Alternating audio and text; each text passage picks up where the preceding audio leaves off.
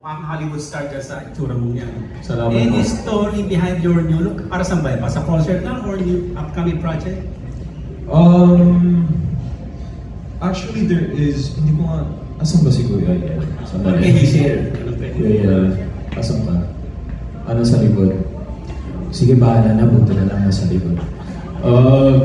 Isang show, pero siguro hindi ko na lang pwede disclose muna kung sinong kasama. Hindi ko po sure kung pwede kong sabihin. Pero there's a show na apparently I'm playing this role that I'm older.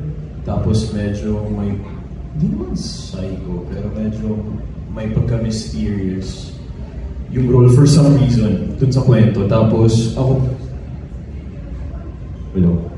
personally, inask ko sana kung pwedeng magpakalbo for it.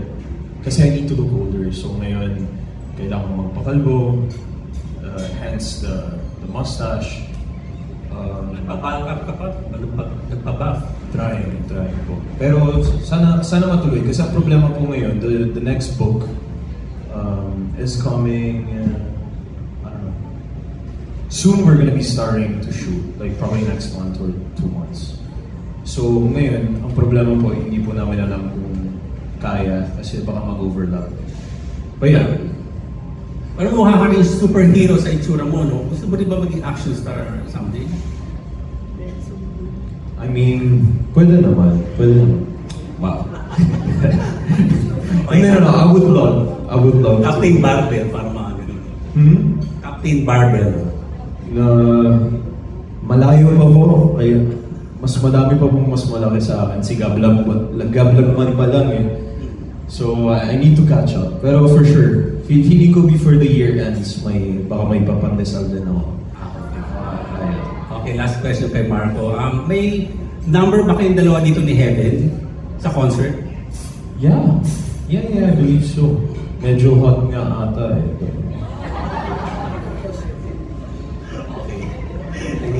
And then, second question sa Kat. Kat, congratulations, congratulations dahil yung song nyo na Dali-Dali was featured sa Binibining Pilipinas swimsuit competition. Kaming nasa VIP seats, we were expecting na lalabas kayo, pero naka-loop lang pala yung sound nyo, no? yung kanta. So, pero were you able to watch the pageant sa TV?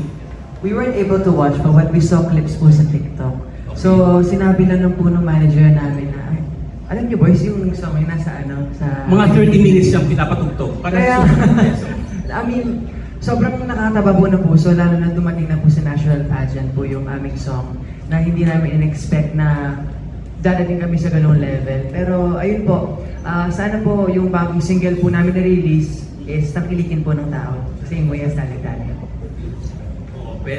But of course, this time, perform na kayo live sa Araneta. Yes. Perform nyo rin yung Daling-Dali? Siyempre. Yes, of course.